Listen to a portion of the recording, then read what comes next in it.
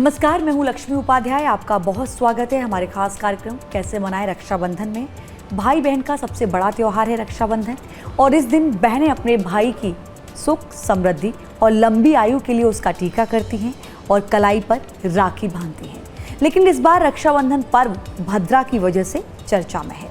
जाहिर है इस बार राखी बांधते समय कुछ बातों का खास ध्यान रखना होगा, जैसे राखी बांधने का विशेष मुहूर्त क्या होगा, राखी बांधते समय किन बातों का ख्याल रखना होगा, रक्षाबंधन के दिन क्या करना होगा और क्या नहीं। इन सभी बातों का जवाब देने के लिए हमारे साथ स्टूडियो में मौजूद हैं पंडित राजकुमार शास्त्री जी। बहुत बहुत स्वागत है गुरुजी आपका हमारे इस खास कार्यक्रम। प्रणाम। तो चलिए शुरू करते हैं अपना ये खास शो। और सबसे पहले हम जानेंगे पंडित जी से, हर साल राखी के समय भद्रा की चर्चा जरूर होती है गुरुजी, और इस बार भी भद्रा के साए में ही पड़ रहा है रक्षाबंधन। इसका क्या मतलब है? आखिर भद्रा क्या है? क्या ये हमेशा नेगेटिव ही होती है? भद्रा के बारे में विस्तार से आप बताइए। देखिए लक्ष्मी जी, हमारा जो पंचांग है, जो काल गणना का सबसे सर्वोत्तम, सर्वश्रेष्ठ, सर्वोपरि ग्रंथ है, उसे पंचांग कहते हैं। पंचांग का अर्थ होता है जिसके 5 अंग हैं, तिथि, वार, नक्षत्रम चा, योगम, करणम एवचा। उसमें तिथि, वार, नक्षत्र, योग और करण, इस प्रकार से 5 अंगों को मिला करके जो बनता है उसे पंचांग कहते हैं। पंचांग में 27 नक्षत्र होते हैं, 16 तिथियां होती हैं, 27 योग होते हैं और 11 करण होते हैं। करण से ही भद्रा का निर्माण होता है। 11 करण में 7 जो है चर करण होते हैं और 4 स्थिर करण होते हैं। अब उसमें जो चर करण हैं, उसमें जो 7वां विष्ठि नाम का करण है, वास्तव में वही भद्रा है। भद्रा का विशेष अर्थ होता है कल्याण करने वाला, लेकिन यहाँ पर वह उसके विपरीत फल देता है। अर्थात भद्रा काले न कर्तव्य श्रावणी फाल्गुनी तथा। भद्रा काल में ज्योतिष शास्त्र कहता है कि श्रावणी कर्म अर्थात रक्षाबंधन और फाल्गुनी कर्म अर्थात होलिका दहन, यह 2 कार्य संपादित नहीं करना चाहिए, अर्थात वर्जित हैं। अब इसमें आपको यह समझना होगा कि कोई भी शुभ कार्य भद्रा काल में नहीं करना चाहिए।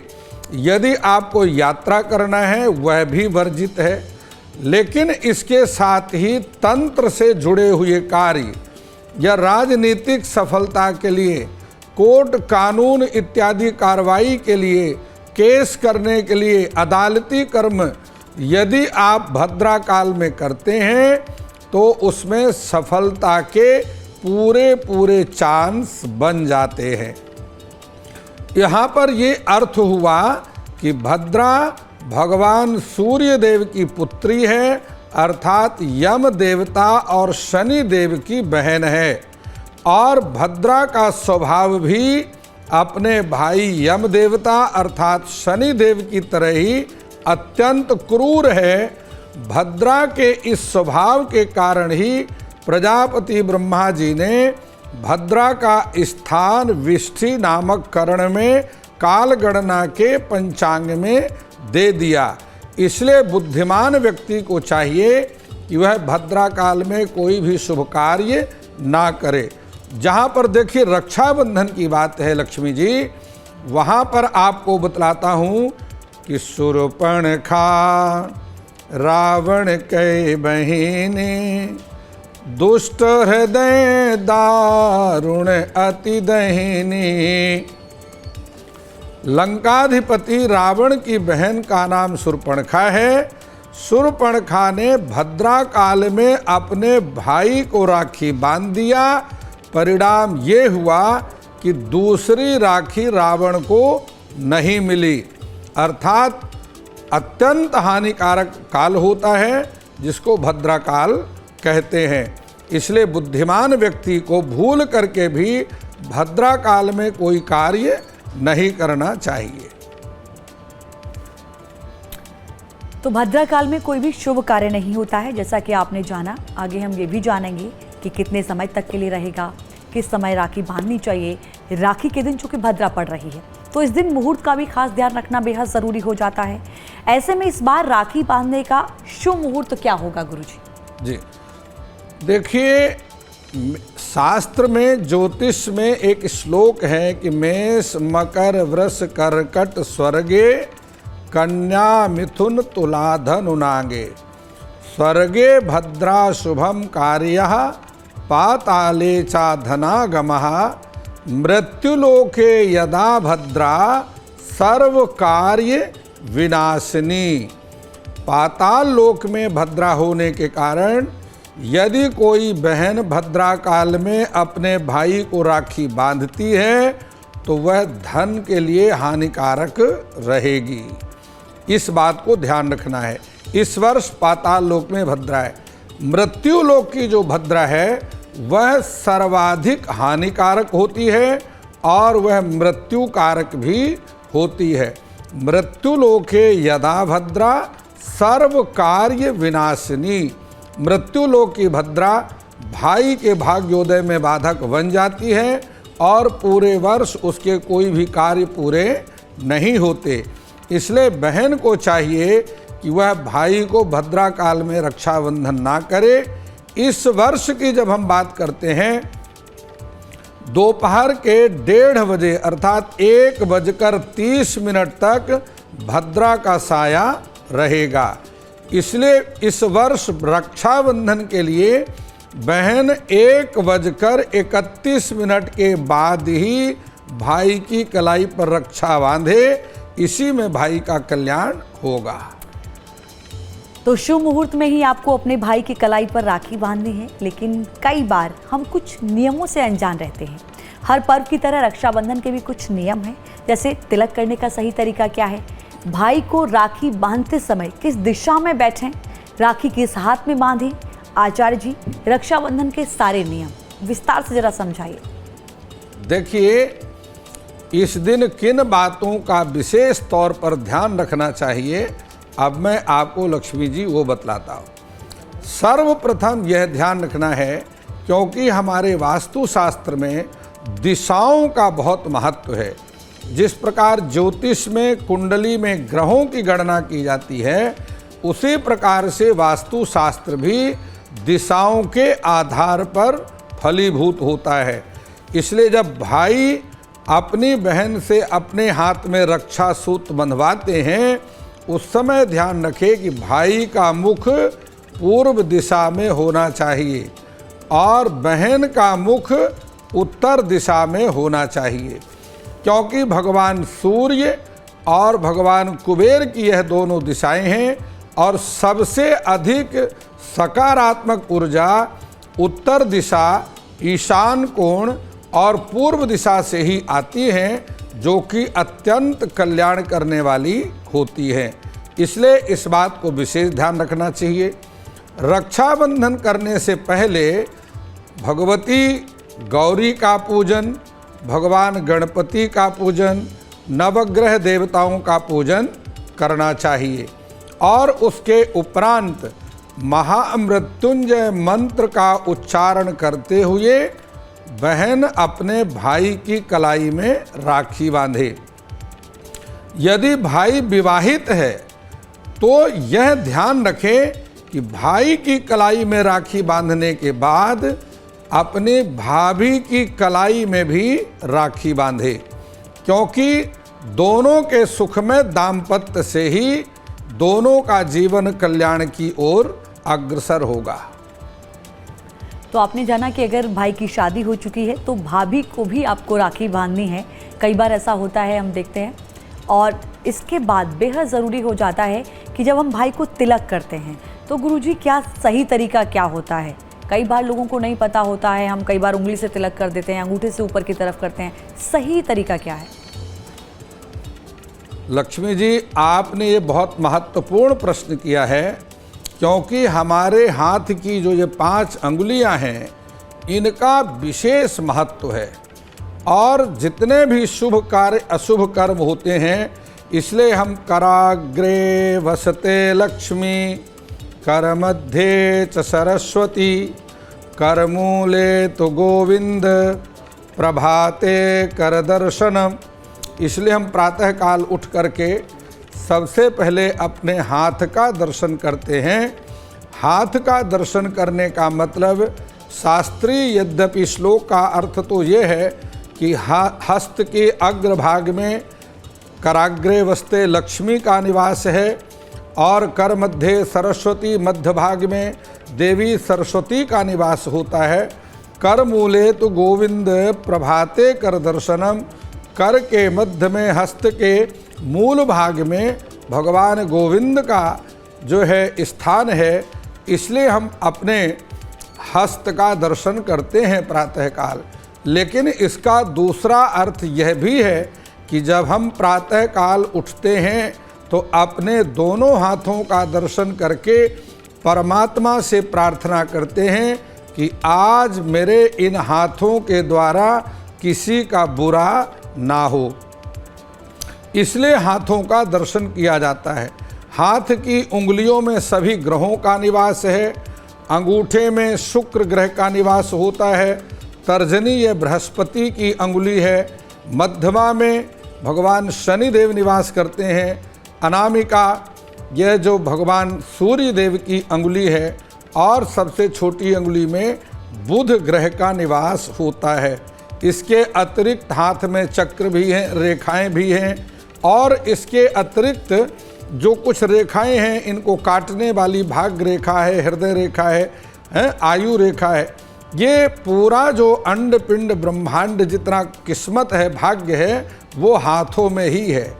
इसलिए बहन को भाई को किस अंगुली से तिलक करना चाहिए, पिता को किस अंगुली से अपने पुत्र को तिलक करना चाहिए, आचार्य को किस अंगुली से अपने जजमान को तिलक करना चाहिए, ये बड़ा महत्वपूर्ण प्रश्न है। देव कार्य में किस अंगुली का प्रयोग करना है, पितृ कार्य में किस अंगुली का प्रयोग करना है, माता को अपने पुत्र को किस अंगुली से तिलक करना है। यहाँ पर विषय है बहन को हमेशा अपने भाई को अंगूठे से तिलक करना चाहिए। अंगूठे से तिलक करके फिर तर्जनी और अंगूठे को मिला करके चावल लेकर के भाई के मस्तक पर लगाना चाहिए। ऐसा करते समय बहन जब अंगूठे से भाई को तिलक करती है तो उसका आशीर्वाद का जो हाथ है वह उसके मस्तक पर होता है और जिस भाई के ऊपर निरंतर बहन का आशीर्वाद बना हुआ है उसके लिए आप ये समझ लीजिए कि 8 दिशाएं खुली हैं, उसके जीवन के विकास को कोई रोक नहीं सकता। तो जाना आपने कि आपको अंगूठे से भाई के माथे पर तिलक करना है। निश्चित तौर पर कई लोगों को इस बारे में जानकारी नहीं होती। आगे बढ़ते हुए गुरुजी हम ये भी जानना चाहेंगे कि इस दिन किन खास बातों का ख्याल रखना चाहिए, उस दिन क्या करना चाहिए और ऐसी क्या चीज़ें हैं जो बिल्कुल नहीं करनी चाहिए। देखिए, जब हम पर्व की बात करते हैं रक्षाबंधन के दिन भाई के लिए भी और कुछ आवश्यक नियम हैं, बहन के लिए भी कुछ आवश्यक नियम हैं। अब यहाँ पर सत्यम ब्रूयात प्रियम ब्रूयात न ब्रूयात सत्यम प्रियम, सबसे बड़ी बात यह है कि सत्य का आचरण करना चाहिए। सत्यम वद धर्मम चर, सत्य का आचरण करो और धर्म का आचरण करो। यह प्रतिदिन के लिए नियम है, केवल रक्षाबंधन के लिए नहीं। और किसी के भी दिल दुखने वाली बात नहीं करना चाहिए। न ब्रूयात सत्यम प्रियम, बार बार हमारी स्मृतियों ने ये उद्घोष किया है कि न ब्रूयात सत्यम प्रियम। अप्रिय सत्य भी है लेकिन अप्रिय है तो उसे नहीं बोलना चाहिए, अर्थात किसी के दिल दुखने वाली बात नहीं करना चाहिए। और हमेशा एक बात को याद रखें कि मृदुभाषी बने रहें, अपनी वाणी से कभी भी कटु वाणी किसी को ना बोलें, क्योंकि घर में एक देवता होता है जिसको वास्तु देवता कहते हैं। और वह केवल अस्तु यही जानता है। जो भी आप अपने घर में बोलते हैं, वास्तु देवता उसी को अस्तु कह देता है और आपकी वाणी आपके लिए ही सत्य हो जाती है। इसलिए आप घर में हमेशा उन्नति की बात करें, विकास की बात करें। भाई के लिए बहन कहे कि ये वर्ष तुम्हारे लिए बहुत अच्छा रहेगा। बहन भाई के लिए तिलक करने के बाद यह आशीर्वाद दे कि यह वर्ष तुम्हारे जितने भी रुके हुए काम हैं, इस वर्ष वो सब पूरे हो जाएंगे। इस वर्ष तुम्हारा स्वास्थ्य उत्तम रहेगा और इस वर्ष तुम धन धान्य से संपन्न बने रहोगे। तुम्हारा दाम्पत्य जीवन इस वर्ष खुशी खुशी व्यतीत होगा और तुम्हारी संतान बहुत उन्नति करेगी। तो रक्षाबंधन के दिन गुरुजी, ये तो आपने बताया है कि क्या विशेष बहन को अपने भाई के लिए शुभकामनाएं देनी चाहिए, लेकिन क्या भाई के लिए भी कोई खास नियम इस दिन होते हैं? अगर होते हैं तो वो क्या नियम हो सकते हैं? देखिए लक्ष्मी जी, आपने बहुत महत्वपूर्ण प्रश्न किया है, क्योंकि रक्षाबंधन का अर्थ ही है जो रक्षा करने का वचन देता है। भाई के लिए सर्वोपरि यह नियम है कि वह अपनी बहन की हर स्थिति में रक्षा करने का बहन को वचन देता है। क्या केवल ये नहीं कि उस पर दुश्मनों ने, शत्रुओं ने, दुराचारियों ने अटैक किया है तभी उसकी रक्षा करनी है। उसके तन की रक्षा, मन की रक्षा और धन, कभी बहन को धन की आवश्यकता पड़े, भाई यदि संपन्न है तो भाई को चाहिए कि धन दे करके बहन की मदद करे, रक्षा करे, उसको उपहार दे। क्योंकि मैं हमेशा अपने कार्यक्रम में एक बात बतलाता हूँ कि दुनिया का सबसे बड़ा दान ये है जो आपने अपनी बहन को दे दिया, जो आपने अपनी बेटी को दे दिया। असली दान वो है जो बहन बेटियों को दिया जाता है। इसलिए आप अपनी बहन को और अपनी बेटी को जितना अधिक धन देंगे, जितना महंगा से महंगा उपहार देंगे, जितना उनका सम्मान करेंगे, उतना ही आपके घर में धन धान की वृद्धि होगी, आपका मन प्रसन्न रहेगा और सामाजिक प्रतिष्ठा भी बढ़ेगी, उत्तम स्वास्थ्य आपका बना रहेगा। जितना बहन बेटियों को देंगे उतना ही आपका दाम्पत्य जीवन सुखी होगा, उतनी ही आपकी संतान अधिक से अधिक उन्नति करेगी और आपका भाग्योदय भी उतना ही अधिक होगा।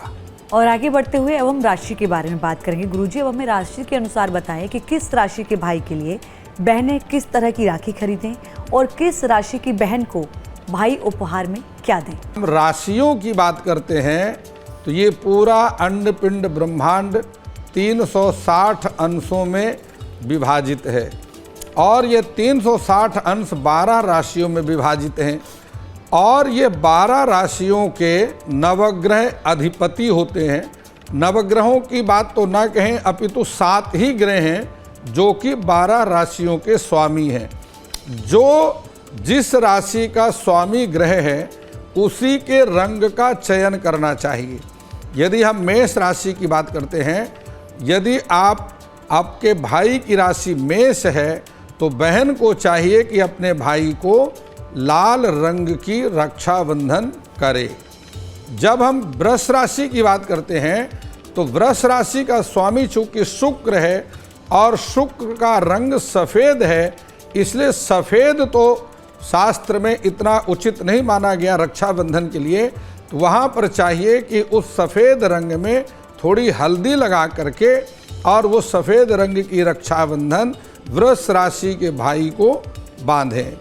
मिथुन राशि के यदि भाई की राशि मिथुन है तो बहन को चाहिए कि अपने भाई को हरे रंग की रक्षाबंधन करे। कर्क राशि का स्वामी चंद्रमा है, इसलिए चंद्रमा और बृहस्पति की मैत्री है, मंगल की मैत्री भी है, इसलिए कर्क राशि के भाई के लिए रक्षा के एक तरफ लाल रंग और दूसरी तरफ पीला रंग लगा करके भाई की कलाई पर बांधना चाहिए। इसके बाद बात करते हैं सिंह राशि की। यदि आप सिंह राशि के जातक हैं तो उत्तम रहेगा कि आप गोल्डन कलर की रक्षा सूत्र भाई की कलाई पर बांधें।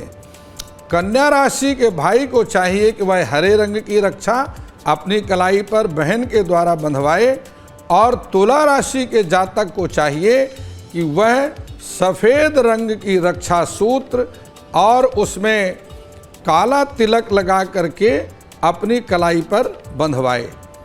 इसी प्रकार वृश्चिक राशि की यदि आप जातक हैं तो उस भाई के कलाई पर लाल रंग अत्यंत उत्तम रहेगा, और धनु राशि के जातक को चाहिए कि पीले रंग की रक्षा अपने कलाई पर बांधे। इसी प्रकार से मकर राशि और कुंभ राशि दोनों के स्वामी शनि देव हैं, इसलिए उनको नीले और काले रंग की रक्षा बांधनी चाहिए। और मीन राशि के जातक को चाहिए कि वह पीले रंग की रक्षा अपनी कलाई पर बहन के हाथों से बांधे। ऐसा करने से पूरा वर्ष आपका सुखमय अवश्य रहेगा।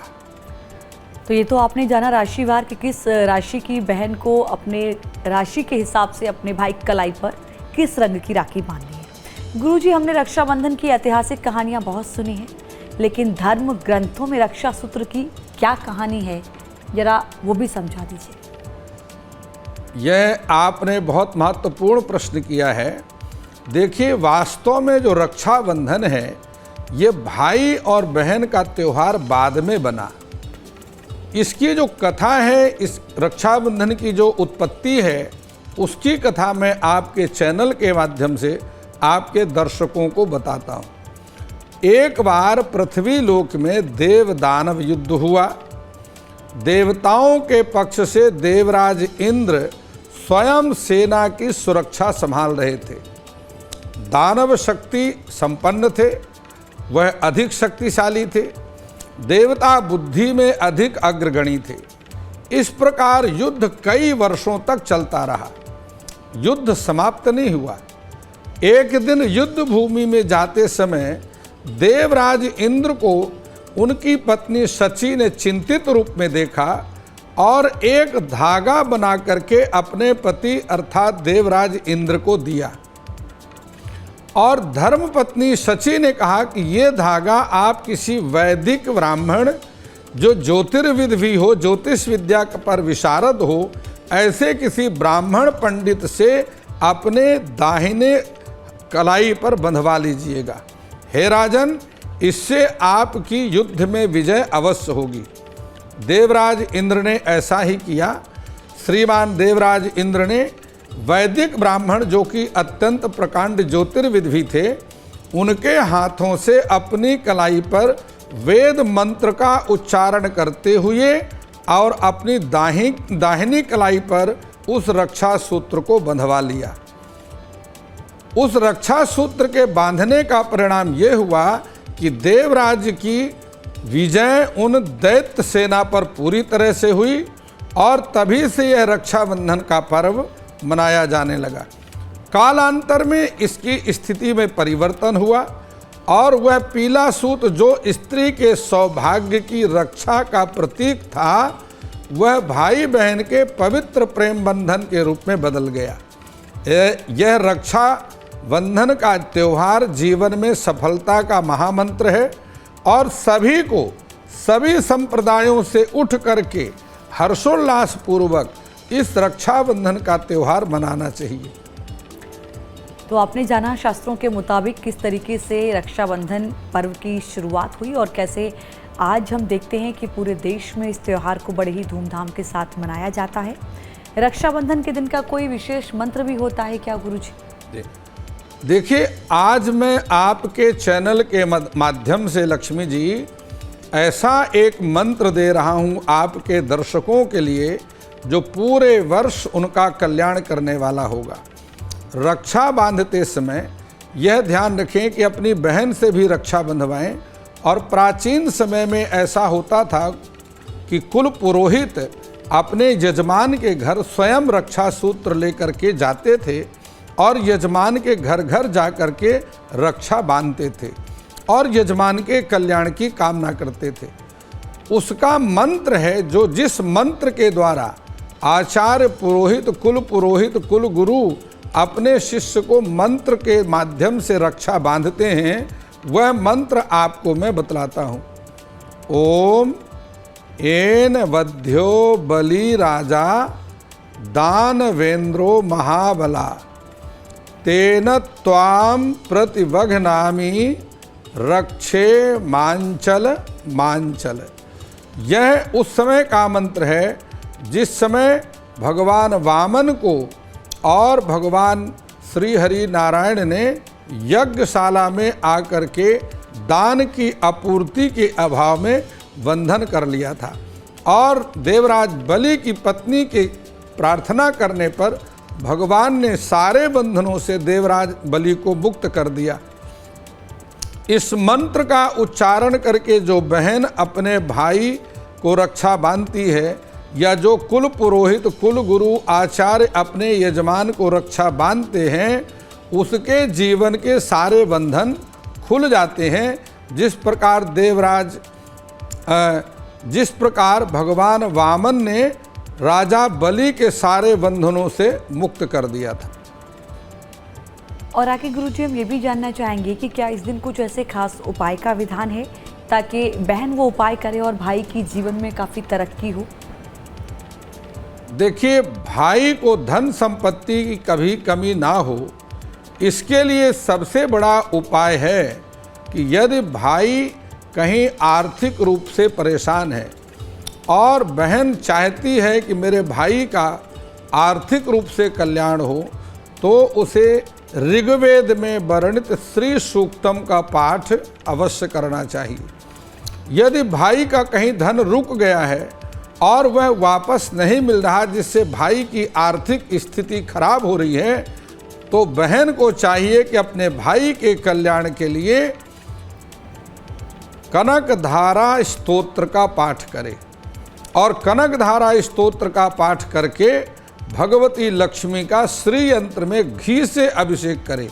यदि बहन अपने भाई के लिए ऐसा उपाय करेगी तो वह आर्थिक रूप से संपन्न अवश्य होगा जी।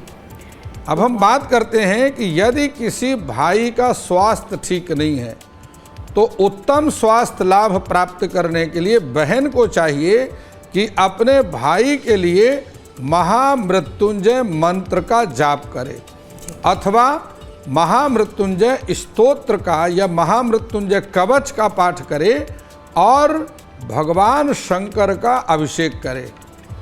भगवान शिव का अभिषेक करने से, कुशा के जल से यदि वह अभिषेक करे, अथवा दूध से ही सही, अन्यथा गंगा जल से यदि बहन अपने भाई के कल्याण के लिए अभिषेक करती है, तो उसके सारे संकट कट जाते हैं। अगर भाई हमेशा परेशान रहता हो गुरुजी, मानसिक अशांति रहती हो, तो इससे दूर करने के लिए बहन क्या कुछ उपाय अपने भाई के लिए कर सकती है? यदि भाई को किसी प्रकार से मानसिक रोग है, तो बहन को चाहिए कि यस्य स्मरण मात्रेण जन्म संसार बंधनात् विमुच्यते नमस्तस्मै विष्णवे प्रभु विष्णवे। अर्थात महाभारत में वर्णित श्री हरि विष्णु के सहस्त्र नाम का पाठ करने से भाई के मानसिक रूप से कोई भी बाधा है वह निश्चित रूप से समाप्त हो जाती है। और यदि इस विष्णु सहस्त्र नाम का पाठ रात्रि के 12 बजे से लेकर के 3 बजे के मध्य में पूर्णमासी तिथि में किया जाए, तो उसके जीवन के सारी बाधाएं समाप्त हो जाती हैं और उसकी समस्त मनोकामनाएं पूर्ण हो जाती है। तो आपने जाना कि इस बार रक्षाबंधन का विशेष महत्व क्या है, विशेष समय क्या है, तरीका क्या है, बहन क्या उपाय कर सकती है, ये तमाम चीज़ें गुरुजी आपने बताई। आपका बहुत धन्यवाद, बहुत शुक्रिया।